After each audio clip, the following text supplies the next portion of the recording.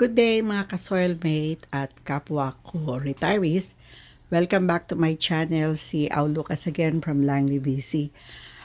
Ngayon po ay January 6. First vlog ko po sa 2026. At naasasan po akong magluto. Although tamad na tamad ako magluto ngayon. Pero ito yung pinaka-easiest na mailuluto at most requested sa anak ko. Kasi tapos na sila sa mga pork belly, tapos na sila doon. Tapos na rin sila sa ano pa ba yan, yung mga kare-kare, press lumpia, ayaw na nila. So, ito na lang yung for a change, pininyahang manok. So, yun po, simple lang, naluto ko na, hindi ko na kwento sa inyo. Ito, nasa boiling stage na po ako. Whatever is available, yun po yung ginawa ko. So, meron akong konting manok, mga 1 kilo to, na Thai, at meron akong carrots, meron akong canned pineapple chunk. Gawa po sa Pilipinas, yun po yung pinakamasarap na natikman kong canned pineapple, yung Dole pineapple. Kasi yung Dole pineapple, I know, Cagayan de Oro po yun sa isang masarap na plantation sa Cagayan. So, yun lang po, ano lang to, wala po akong bell pepper kasi ginamit ko nung gumawa ako ng what's that,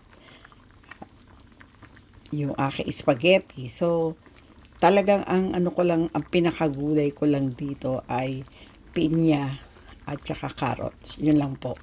So, sinutay ko yan sa butter hanggang sa lumabas yung kanyang mantika. Kaya makikita nyo, toasted. Medyo na toast yung, yung manok.